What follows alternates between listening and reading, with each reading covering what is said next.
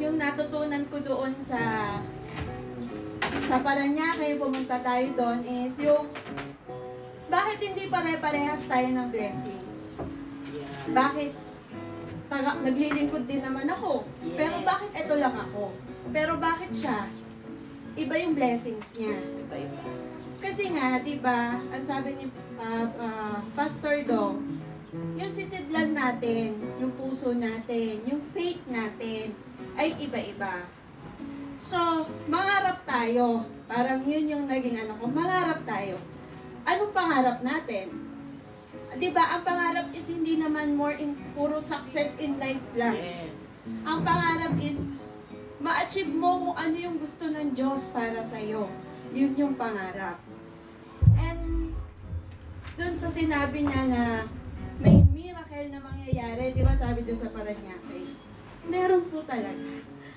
At natutuwa ako kasi po ako may business ako. Yung mga nakaka-encounter ko ngayon, walang tawad-tawad. Pag sinabi kong 30,000, okay. Hindi ba samantalang noon, bumababa yung price ko talaga. Pero sabi ko, yung time kasi po yun is wala akong pera. Ang pera ko is inilagay ko lahat dito. Sa times house. Wow, hallelujah, Lord! Nakabenta ako ng ganong abilis. Alam mo, effective. Effective talaga. Ulang na, i-shoot mo na rin yung sarili mo. Dapat siguro talaga. Pinagpala. Talagang, thank you, Lord. Kaya ako safe. Talagang dapat, simula ngayon, ang talagang pangarapin natin is lumaki yung faith. Amen. Yung faith natin. Tiwala sa Kanya. Kasi sabi ko, Lord, kayo ang aking comfort. Kayo ang aking safety net. Hindi ako gagawa ng plan B.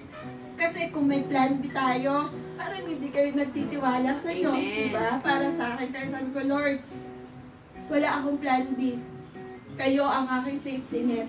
Amen. Kasi po, noon kapag parang may sales ako, pinagawa ko, pag wala pang reservation, nagpa-plan B ako.